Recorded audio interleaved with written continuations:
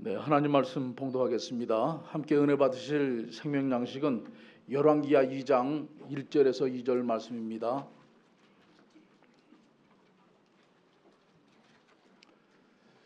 네, 열왕기하 2장 1절에서 2절 말씀 봉독합니다. 여호와께서 회리바람으로 엘리야를 하늘에 올리고자 하실 때에 엘리야가 엘리사로 더불어 길갈에서 나가더니 엘리야가 엘리사에게 이르되 청컨대 너는 여기 머물라. 여호와께서 나를 베델로 보내시느니라. 엘리사가 가로되 여호와의 사심과 당신의 혼의 삶을 가리켜 맹세하노니 내가 당신을 떠나지 아니하겠나이다. 이에 두 사람이 베델로 내려가니 이는 하나님의 말씀이니라. 아멘. 네, 새 예루살렘 성가대 찬양 있겠습니다.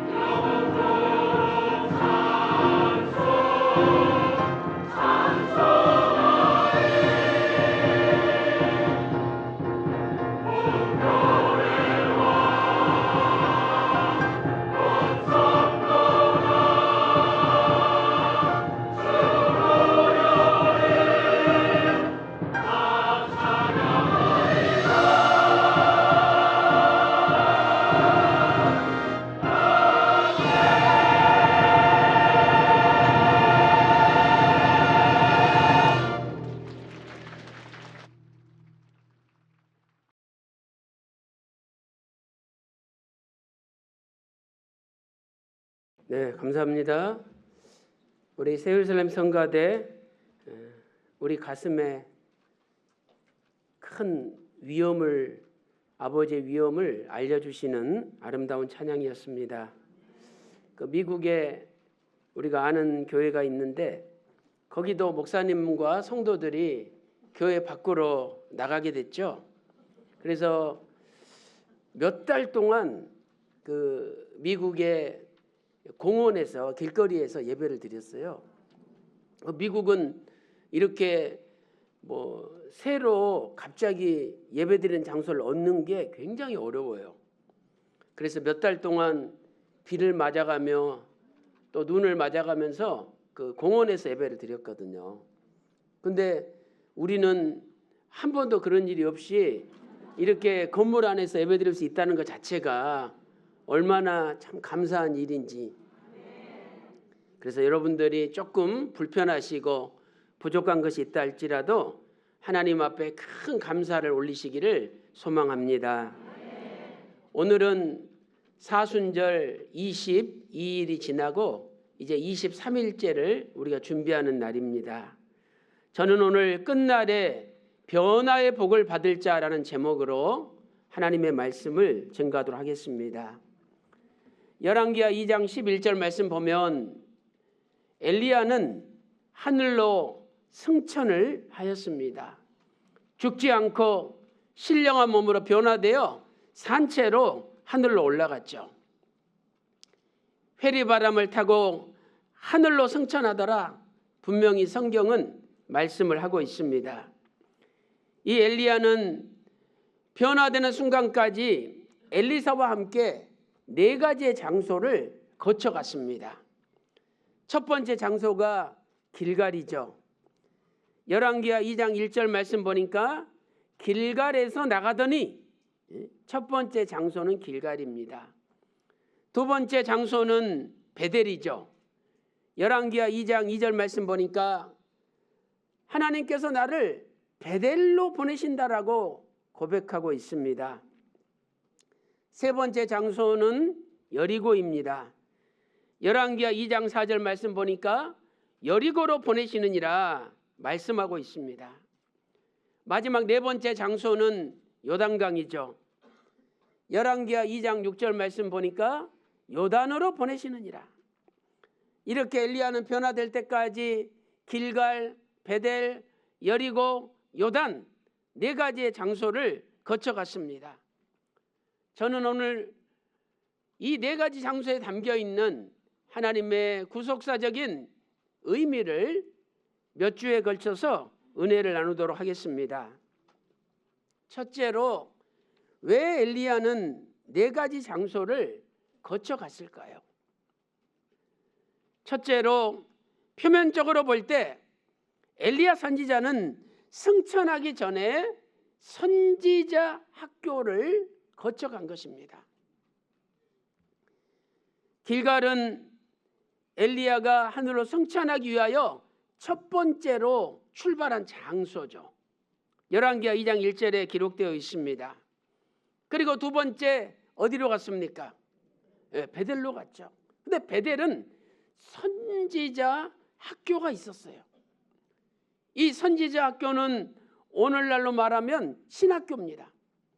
그 신학교에 많은 학생들이 말씀을 배우고 있었는데 마지막으로 선지자 학교에 들러서 생도들을 위로하고 교훈하고 믿음에 굳게 서라고 붙잡고 변화의 세계로 올라갔던 것입니다. 열왕기하 2장 3절 말씀 보세요. 베델에 있는 선지자의 생도들이다. 이 선지자의 생도들이라는 것은 선지자를 통해서 하나님의 말씀을 배우는 학생들을 가리키는 겁니다. 세 번째, 베델에서 여리고로 갔죠. 그런데 여리고에도 역시 선지자 학교가 있었습니다. 열왕기하 2장 5절에 여리고에 있는 선지자 생도들이라고 말씀하고 있습니다. 우리는 이것을 통해서 변화의 세계가 돌아가기 전까지 하나님의 말씀을 가리키는 교육은 끊임없이 지속되었다는 것을 알 수 있습니다. 우리도 휘선 박윤식 원로 목사님을 통해서 변화의 세계를 배웠습니다.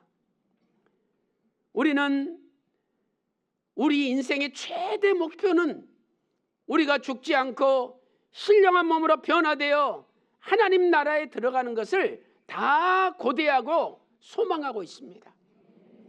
그러나 그 변화의 세계에 이르기까지 하나님의 말씀을 교육하는 선지자 학교는 끊임없이 진행되었다는 사실입니다. 그러므로 말씀과 함께하는 사람이 변화가 되는 것입니다. 고린도전서 15장 51절에도 마지막 나팔에 호련히 변화하리라 약속하고 있죠. 이 마지막 나팔이 바로 하나님의 말씀 선포, 마지막 말씀의 선포를 가리키는 것입니다. 그렇다면 이 네 가지 장소는 구속사적으로 어떤 의미를 가질까요? 이 네 가지 장소는 종말의 성도들이 변화의 세계로 나아가기 위하여 반드시 거쳐야 되는 영적인 과정을 우리에게 보여주고 있습니다. 고린도전서 14장 10절에 세상에 뜻없는 소리가 없다라고 말씀하고 있잖아요. 하나님께서 아무 뜻도 없이 길갈에서 베델로, 베델에서 여리고로, 또 여리고에서 요단으로 가라고 명령을 하셨겠습니까? 거기에는 종말의 성도들에게 가르쳐주는 하나님의 구속사적인 의미가 있다는 것입니다. 변화에 이르는 사람은 어떤 사람입니까? 하나님께서 이끄시는 대로, 하나님께서 인도하시는 대로 따라가는 사람입니다. 에녹은 300년 동안 하나님과 동행하다가 죽지 않고 변화되어 승천하였습니다. 이 300년 동안 동행했다, 히브리어로는 할라크라는 동사를 사용하고 있죠.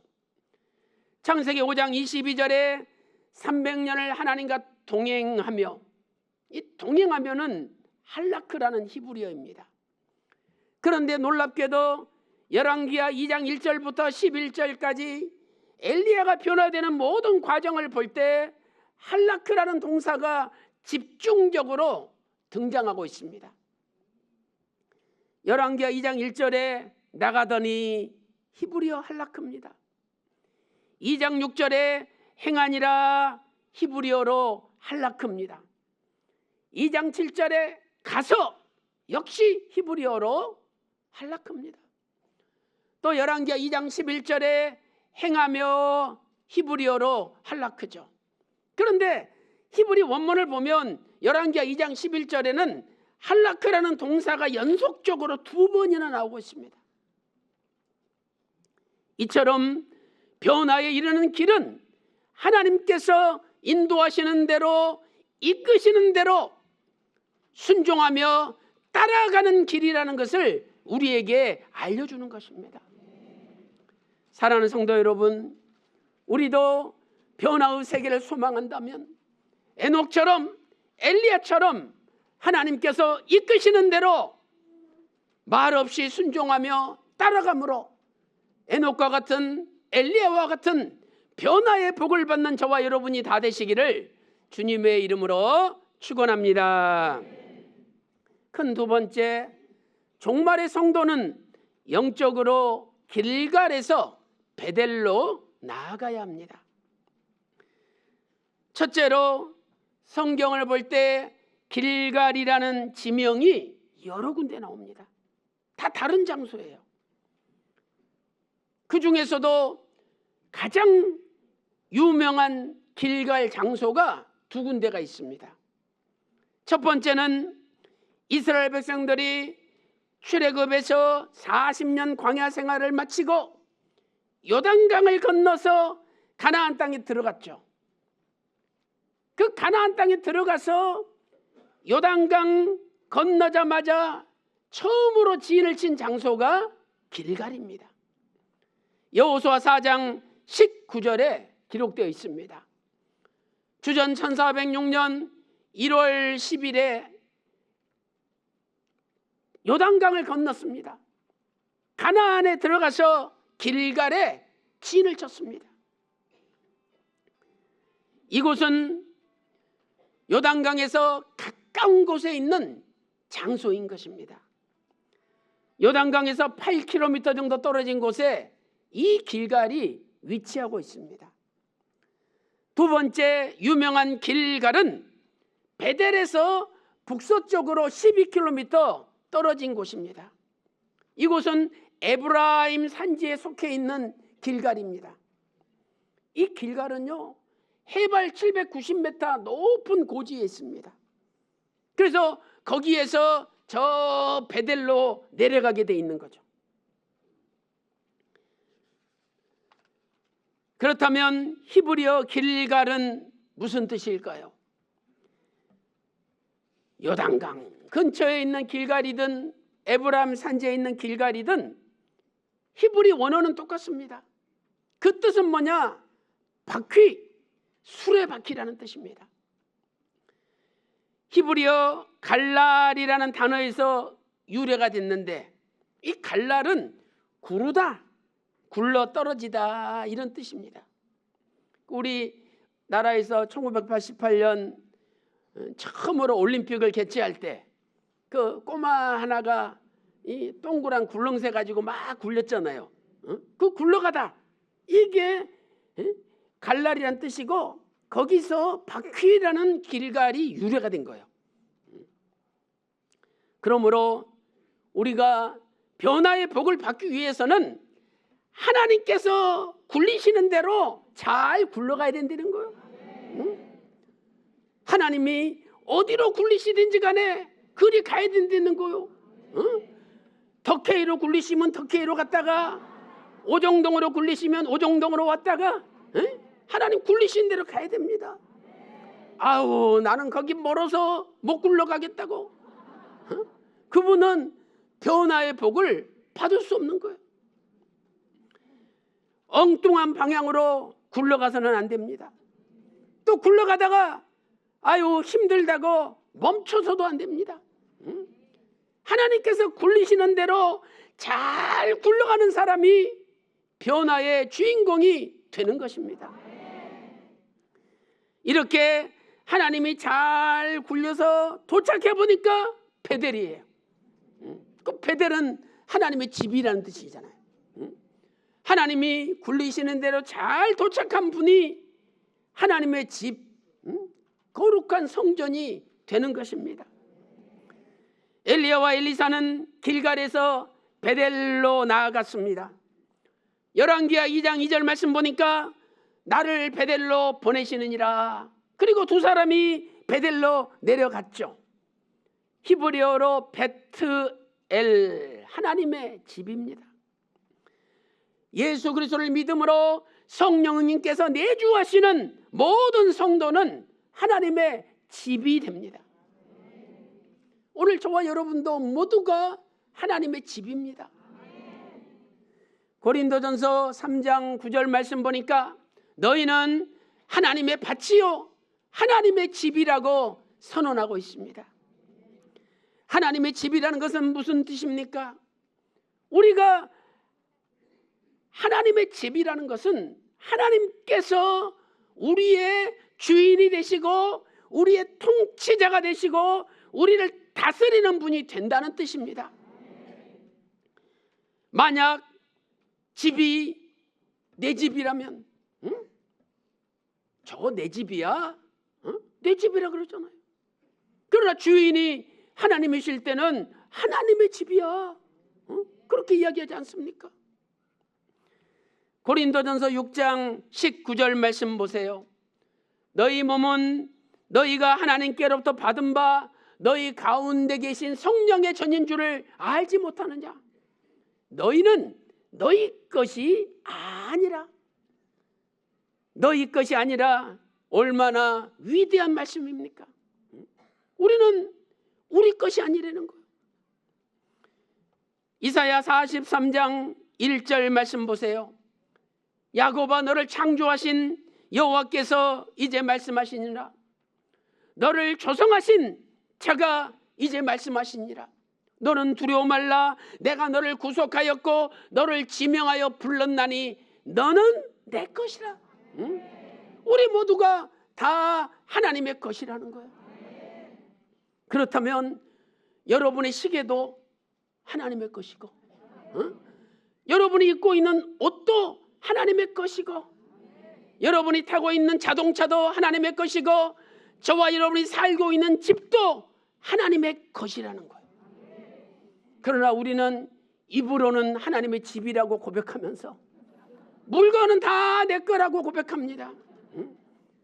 이러한 사람은 변화의 복을 받을 수가 없습니다. 우리는 하나님이 원하실 때 언제든지 하나님께 드릴 수 있는 존재가 될 때 진정으로 그분이 하나님의 집이 되는 것입니다.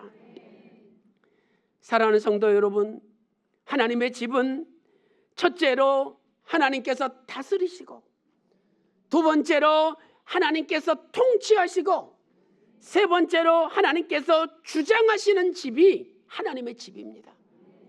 오늘도 저와 여러분의 남은 생애가 하나님의 집이 되어서 하나님의 통치와 하나님의 다스리심과 하나님의 주장하심을 받는 저와 여러분이 다 되시기를 주님의 이름으로 축원합니다.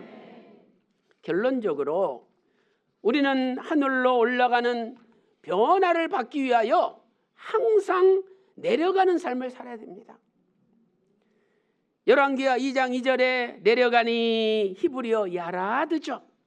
이것은 지리적으로 볼 때 명백하게 고지에서 저지로, 높은 곳에서 낮은 곳으로 내려갈 때 사용되는 단어입니다. 엘리야와 엘리사는 분명히 길갈에서 베델로 내려갔던 것입니다. 하나님께서는 엘리야를 하늘로 높이 올리시기를 원하셨는데 내가 올라가기 위해서는 먼저 내려가야 된다는 겁니다. 진정으로 내가 변화의 주인공이 되기를 원한다면 나의 삶은 내려가는 삶이 되어야 됩니다. 승천은 하늘로 올라가는 것이죠. 주님 재림하실 때 마지막 나팔이 울려 퍼져 보세요. 그리스도 안에서 죽은 자들이 부활합니다. 그리고 살아있는 우리는 죽을 필요가 없기 때문에 신령한 몸으로 공중으로 끌어 올라간다라고 데살로니가전서 4장 17절에 말씀하고 있습니다. 놀라운 하나님의 섭리는 하늘로 올라가기를 원하는 사람은 이 땅에서 내려오는 삶을 살아야 된다는 것입니다. 우리는 이 땅에서도 올라가기를 원합니다. 그러나 하나님은 이 땅에서 내려가야 된다라고 말씀하고 있습니다. 우리가 교회에서 쫓겨나서 갈 곳이 없어 이리저리 전전하며 다녔습니다. 이것도 하나님께서 우리를 낮추시고 우리를 내려가게 만드는 하나님의 섭리입니다. 얼마나 감사합니까? 이런 일이 없다면 기고만장해서 얼마나 우리가 교만했겠습니까? 예수님께서도 십자가 죽으시고 부활하시고 승천하시기 위하여 하늘로 올라가시기 위하여 먼저 이 땅에 내려오셨습니다. 말씀이 육신이 되어 이 땅에 내려오셨다고 요한복음 1장 14절에 말씀하고 있습니다. 또 요한복음 3장 13절에서 예수님 자신을 인자로 소개하시면서 나는 하늘에서 내려온 자라고 말씀하고 있습니다. 하늘에 계셔야 되는데 이 땅에 내려오셨습니다.